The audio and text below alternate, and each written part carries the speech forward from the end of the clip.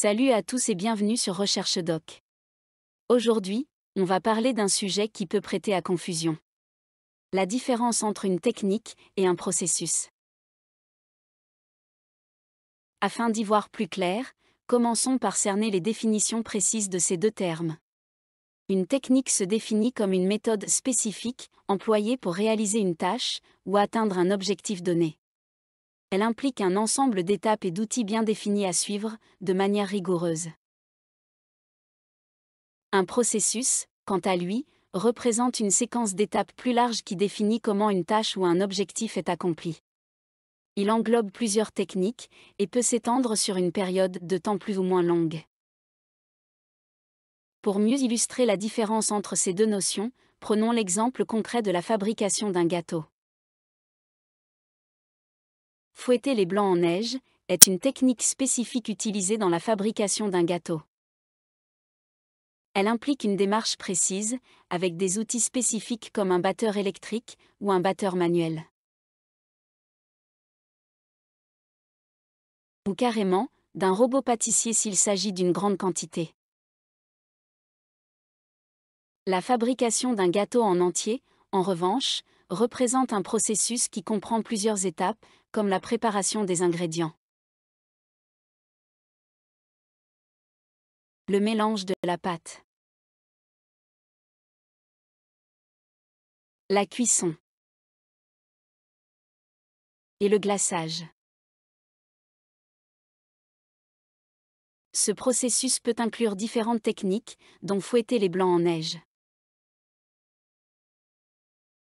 tamiser la farine, etc.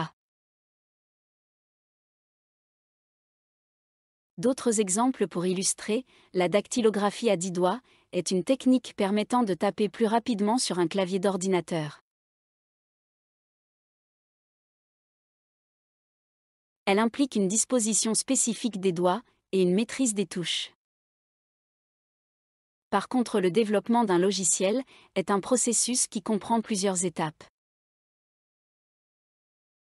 Comme la planification, à cette étape, l'équipe détermine le budget et les ressources nécessaires pour la réalisation des exigences analysées, sans oublier de vérifier les risques encourus.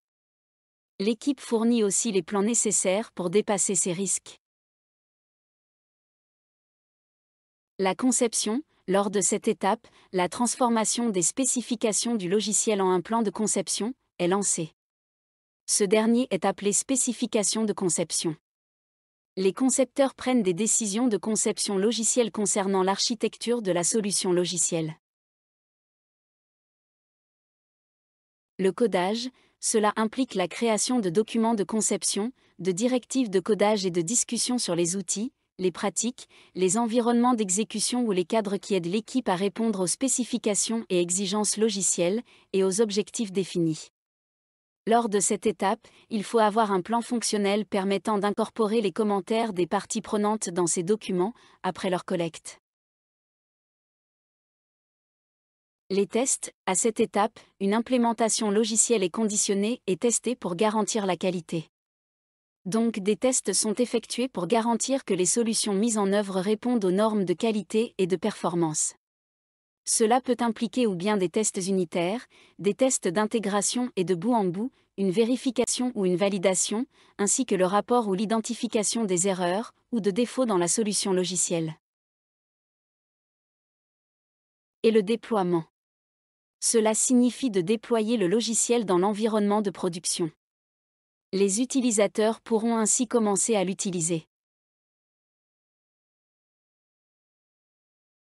Ce processus peut inclure différentes techniques, comme la programmation par pair, où deux développeurs ou développeuses travaillent ensemble sur un même poste. Cette collaboration permet de partager les connaissances et de surmonter les obstacles plus rapidement qu'en solo. On utilise aussi les tests unitaires pour vérifier le bon fonctionnement d'une partie précise du logiciel ou d'une portion du programme. Et l'intégration continue, qui consiste à intégrer le nouveau code plus fréquemment, tout au long du cycle de développement, en l'ajoutant au code base au moins une fois par jour. Des tests automatisés sont effectués à chaque itération du build pour identifier les problèmes d'intégration plus tôt, lorsqu'ils sont plus faciles à résoudre, et éviter ainsi les problèmes lors de la fusion finale de la version, ce qui permet de rationaliser le processus de génération. Les points clés à retenir: une technique se caractérise par une méthode spécifique pour réaliser une tâche.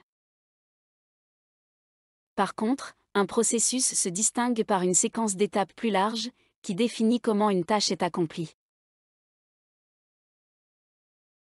J'espère que cette vidéo vous a permis de mieux comprendre la différence fondamentale entre une technique et un processus, et que les deux notions sont complémentaires et contribuent toutes deux à l'atteinte efficace de nos objectifs.